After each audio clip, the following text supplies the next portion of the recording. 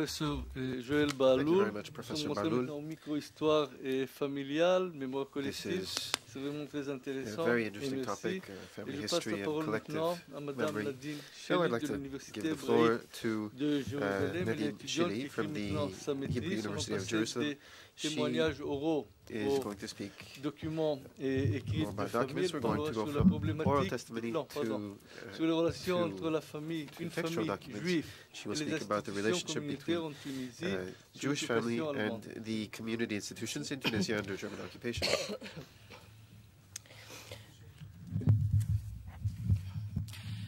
Pour traiter des relations entre une famille juive et les institutions communautaires en Tunisie sous l'occupation allemande, je m'appuierai sur un corpus de lettres inédites qui ont été échangées de janvier à avril 1943 par un prisonnier du camp de travail de Bizerte, Jacob André Guez, avec les membres de sa famille qui habitaient à Tunis.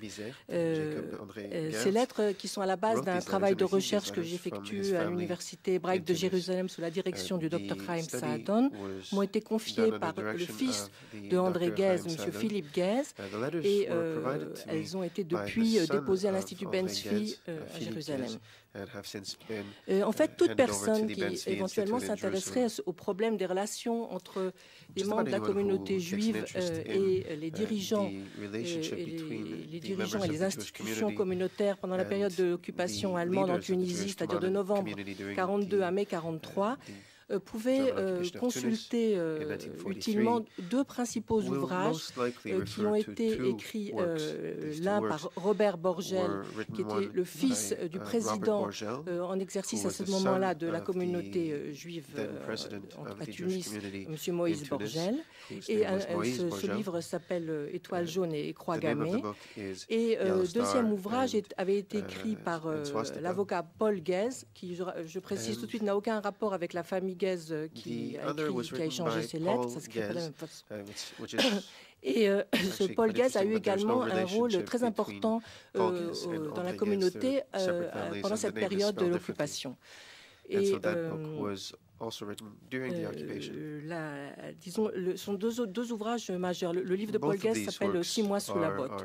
Et ce sont deux ouvrages qui ont été publiés très peu de temps après la fin de l'occupation allemande en Tunisie et qui sont extrêmement importants. Mais la particularité, peut-être l'inconvénient de ces deux ouvrages, c'est qu'ils ont présenté le point de vue des personnes qui appartenaient à la direction de la communauté. Et à cet égard, les lettres de la famille Guez ont l'intérêt d'apporter un éclairage différent, en ce sens qu'il provient de gens qui ne font pas partie de l'élite socio-économique de la communauté à ce moment-là. Il faut quand même préciser que le père de famille, qui s'appelle Eli Guez, est rabbin. Il est secrétaire du grand rabbin de Tunisie de l'époque, qui est le grand rabbin Chaim Belaïch. Et de ce fait, sans être un dirigeant communautaire lui-même, il est quand même assez en relation avec les centres de décision et il connaît personnellement un certain nombre de dirigeants communautaires. En fait, pourquoi ce sujet? Pourquoi s'intéresser à cette question des relations entre les membres de la communauté juive avec leurs dirigeants? Et pour essayer de comprendre le sujet, je voudrais quand même rappeler quelques dates. Donc, vous savez que le 9 novembre, le lendemain du jour où les Alliés ont débarqué au Maroc et en Algérie, les Allemands entrent en Tunisie. Le 23 novembre, ils procèdent à l'arrestation à leur domicile d'un certain nombre de dirigeants communautaires, dont Moïse Borgel, qui est le président en exercice. Ils les soumettent à des interrogatoires et les incarcèrent. Très rapidement, ils vont procéder à la réquisition d'appartements occupés par des Juifs. Pour finir, pour faire rapide, à la fin du mois de novembre, la plupart des personnes qui ont été arrêtées le 23 novembre sont libérées. Mais le 6 décembre, le président de la communauté, donc Moïse Borgel, est convoqué à se présenter à la commande en tour avec le grand rabbin de Tunisie, donc le grand rabbin Chaim Belaïch. Et là-bas, ils sont reçus par le chef des SS, le colonel Walter Rauf, qui leur annonce deux mesures principales. Premièrement, que l'organisation de la communauté, le comité d'administration de la communauté, tel qu'il existait depuis septembre 1941, est dissous, et qu'à la place, ils vont devoir constituer un nouveau comité qui servira d'interlocuteur aux Allemands, auxquels les Allemands vont transmettre toutes leurs exigences, tout ce qu'ils attendent de la communauté juive.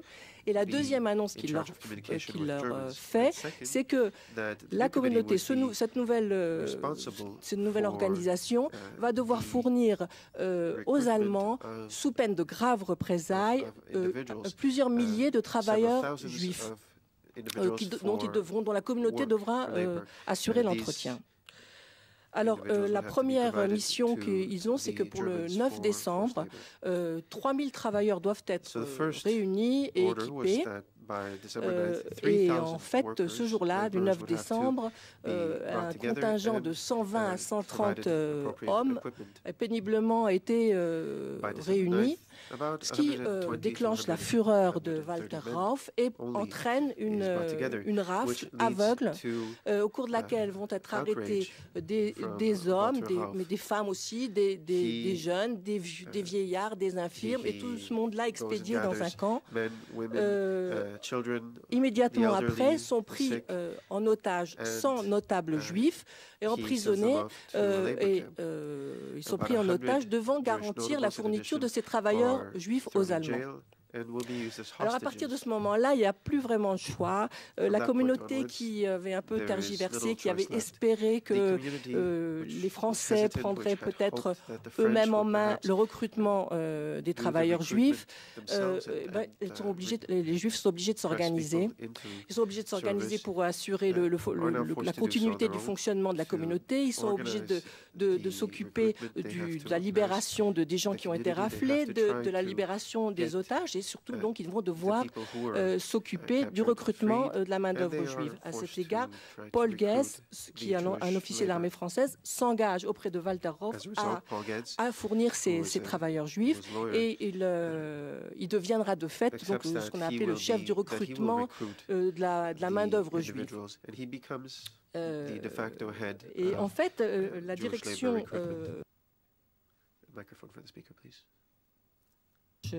Alors j'ai dû appuyer là. Alors la direction de la communauté, qui a quand même l'espoir de voir débarquer les Alliés incessamment, se trouve quand même dans l'intervalle investi d'un rôle qui n'est absolument pas son rôle traditionnel. Le rôle traditionnel dirigeant communautaire, c'était la bienfaisance, c'était le culte éventuellement, mais pas de fournir de leurs coreligionnaires aux Allemands.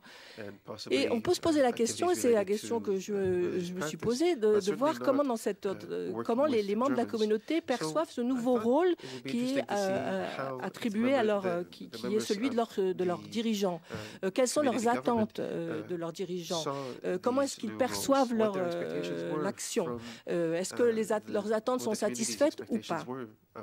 Alors, pour répondre à ces différentes questions, je me suis intéressée à ce qui figure dans les lettres de la famille Guez, qui est cette famille qui est extrêmement concernée par cette question, d'abord parce que ce sont des Juifs de Tunis, que le père est rabbin, mais surtout parce que le fils aîné de la famille, donc André, âgé de 24 ans, a été réquisitionné pour le travail obligatoire dès le mois de décembre 1942, et depuis la mi-janvier 1943, il a été expédié au camp de Bizerte, qui se trouve à 60 km de Tunis. Et à ce moment-là, donc pendant 3 mois, ils vont échanger cette correspondance sur laquelle j'ai travaillé. Il faut signaler que c'est une famille où on écrit énormément.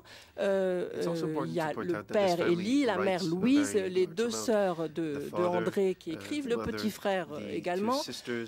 Donc tous ces gens-là vont échanger un nombre impressionnant de lettres, et donc je me suis appuyée sur le contenu de ces lettres pour tenter de répondre à cette question des relations. Et je vais donc diviser mon intervention en 2 parties principales. La première, je vais présenter la perception qui se dégage à la lecture des lettres du rôle joué par les dirigeants de la communauté. Et dans la deuxième partie, je vais essayer de proposer plusieurs hypothèses qui vont permettre de comprendre cette image qui se dégage.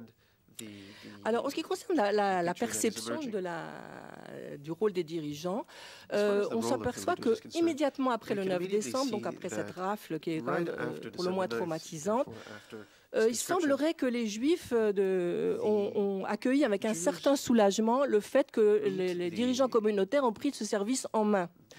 Au moins, ça pouvait éviter que les Allemands se chargent eux-mêmes de la besogne comme ils l'avaient menacé, et puis qu'on avait quand même eu un échantillon de la façon dont ils procédaient. Donc, on préférait quand même que ce soit les Juifs qui s'en occupent. Et d'ailleurs, les premiers jeunes gens juifs qui sont convoqués par la communauté pour se présenter au travail obligatoire se présentent, semble-t-il, spontanément, donc dans cet esprit de au moins quelqu'un prend les choses en main, ça évitera la pagaille et les violences.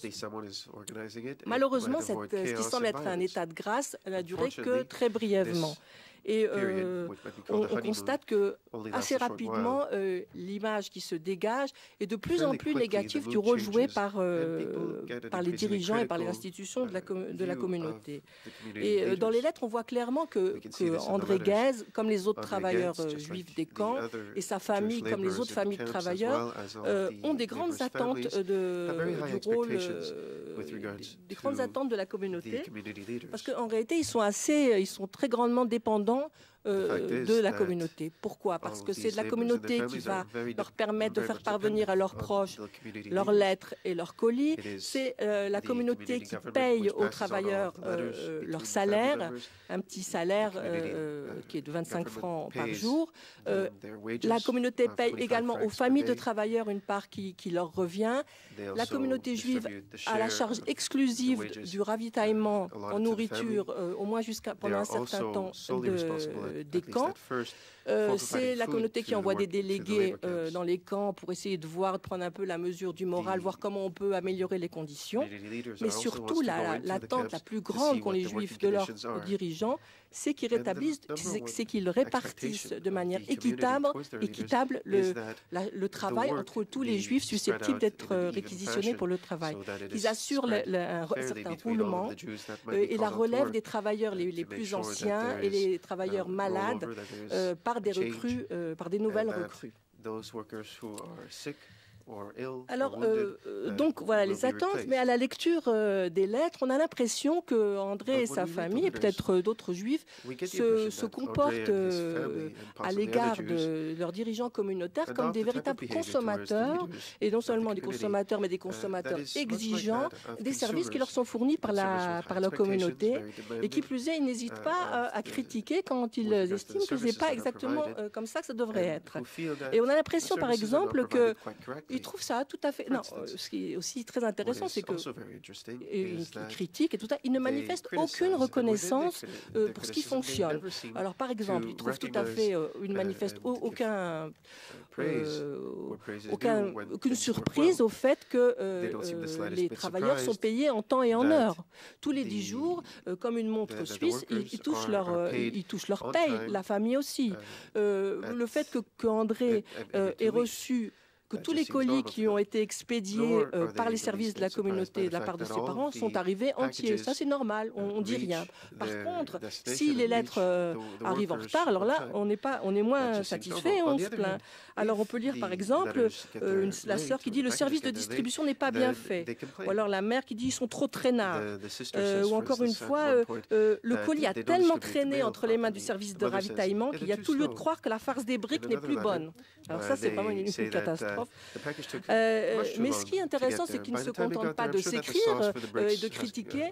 Ils n'hésitent pas à aller se plaindre auprès du service incriminé. Puis, donc, on peut lire que la mère écrit à son fils « Papa va tout de suite réclamer à la rue de Beaune, qui est là où les familles distribuaient les colis, pour ton colis disparu. » André, quant à lui, se plaint de nombreuses reprises de la nourriture qui lui est servie au camp.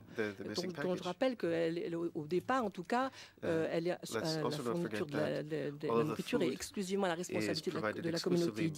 Il écrit comme ça. « Le menu n'a guère varié depuis le début. C'est toujours des sardines à l'huile et de la confiture. » Et de ses tantes est visiblement indignée quand elle écrit qu'on vous donne du pain de 14 jours. C'est très méchant de la part de notre comité. Cependant, il est clair que le domaine pour lequel la critique est la plus virulente, c'est le domaine dans lequel il y a le plus d'attentes, c'est celui de la répartition équitable du travail. Et dans ce domaine, on reproche au comité de ne pas tenir ses promesses et de donner de faux espoirs. Et le 12 février, donc, à Bizerte, André écrit « Maître Paul Guez, donc chef de recrutement, est dans nos murs depuis hier soir. Il a passé la nuit ici. Il ne parle pas de relève, mais de promesses de distribution de chemises, argent, effets d'habillement, etc.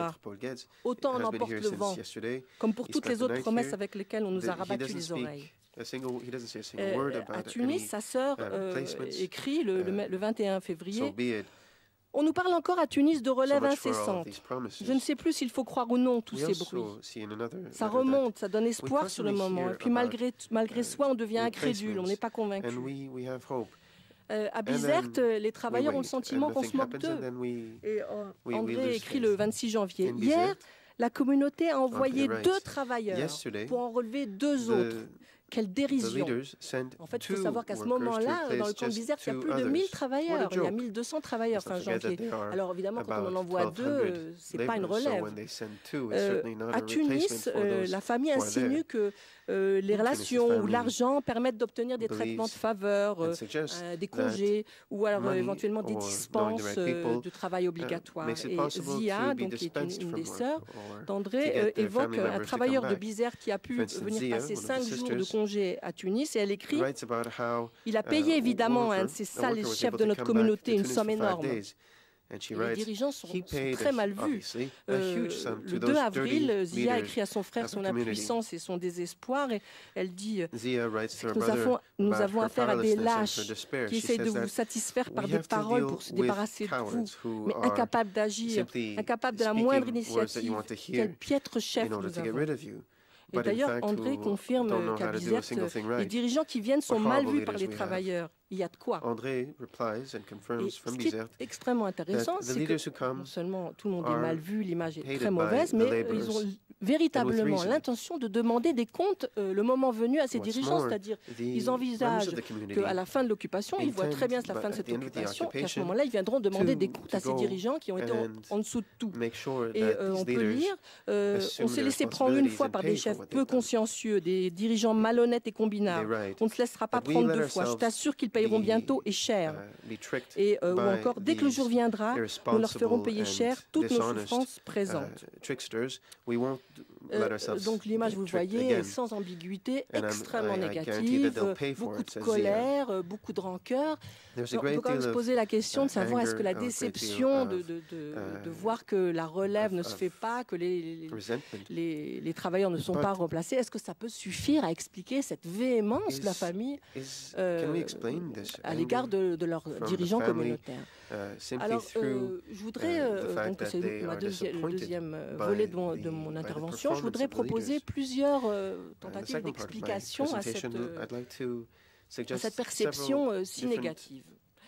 Alors, tout d'abord, il faut évidemment comprendre quelle est la situation dans laquelle ces gens se trouvent. Ce sont des gens qui souffrent énormément d'être séparés de leurs proches. Ils se font beaucoup de soucis les uns pour les autres. À Bizerte, André se fait du souci pour ses parents qui, à Tunis, sont exposés à des bombardements massifs des Américains ou des Anglais. Et à Bizerte, Bizerte est un enjeu stratégique, il y a énormément de bombardements également. Donc, ils se font du souci les uns pour les autres. Ils craignent les conséquences de ces bombardements. Et leur inquiétude, naturellement, ne va pas les rendre particulièrement ni indulgents, ni compréhensifs vis-à-vis de ceux dont ils voient un peu comme responsables de la situation. Il y a comme une deuxième remarque que je voudrais faire, c'est qu'on peut quand même s'étonner de la position des membres de la famille Guez, parce qu'après tout, on est quand même en guerre. La Tunisie est occupée. qui plus est, les Juifs sont victimes d'une politique de répression. Alors, comment se fait-il que cette absence de reconnaissance des points positifs de la communauté qui, quand même, dans ces circonstances-là, arrive à faire fonctionner un peu tout ce système, c'est un peu curieux. Alors, on peut peut-être supposer qu'ils ne se rendent pas tout à fait compte des événements qui sont en train de vivre, de ce qui se passe, et que de ce fait, leur perception est peut-être un peu biaisée.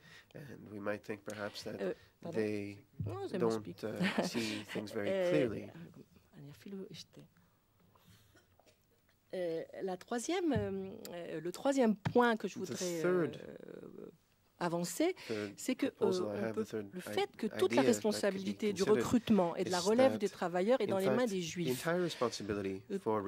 Ça a pu donner aux Juifs eux-mêmes, aux membres de la communauté juive, l'impression qu'on était entre soi et qu'entre Juifs, on pouvait toujours s'arranger.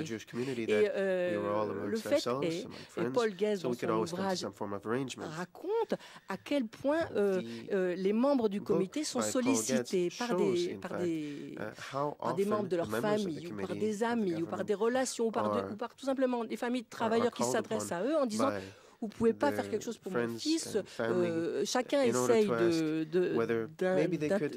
d'obtenir une intervention et c'est quelque chose qui est connu. Et d'ailleurs, à cet égard, la famille Guest ne fait pas exception à la règle. Je dis au départ que le rabbin Eli Guest connaît beaucoup de dirigeants de la communauté. Il ne va pas hésiter à aller frapper aux portes et à demander, essayer d'obtenir une amélioration des conditions de son fils, un meilleur travail dans le camp, ou alors quelques congés, ou alors éventuellement activer sa relève, etc. Et d'ailleurs, je dois dire que d'après disons, ce qu'il rapporte de ces interventions dans les lettres, il est bien reçu par les gens. Les gens ne lui opposent pas une fin de non-recevoir, ils promettent de l'aider.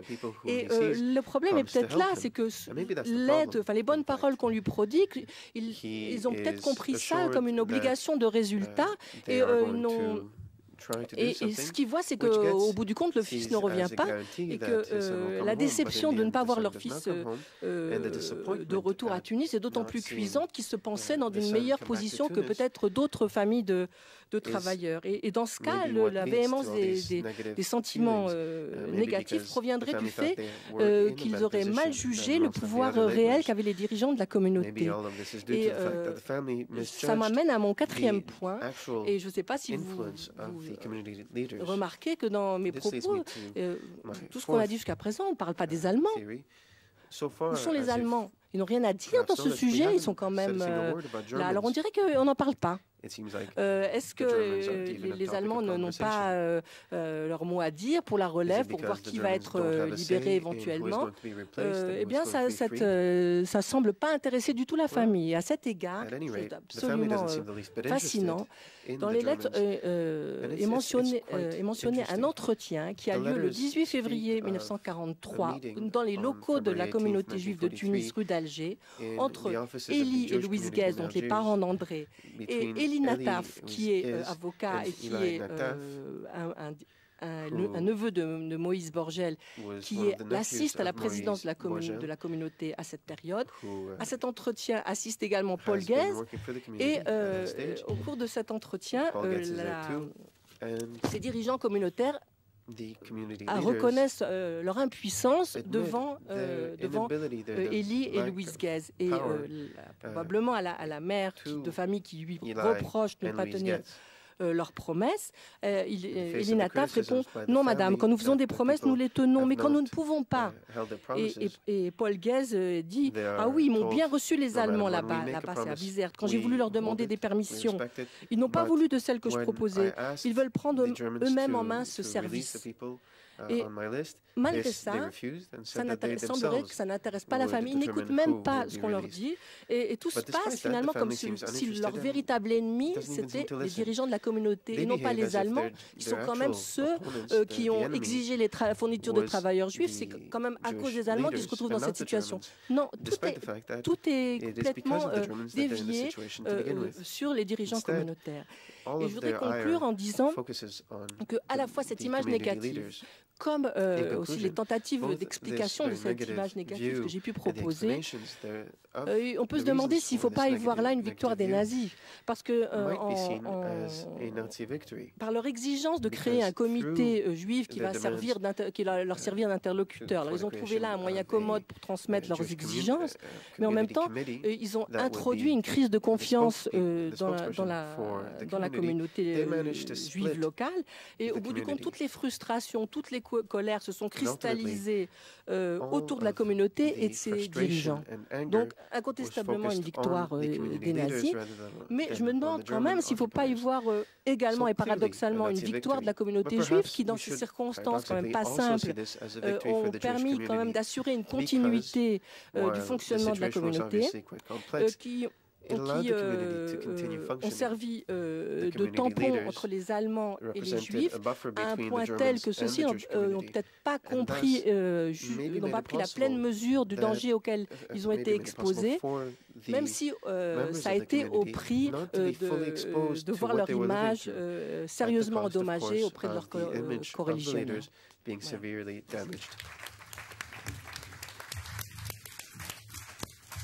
Merci beaucoup Nadine pour l'exposé vraiment très intéressant et basé sur des documents nouveaux.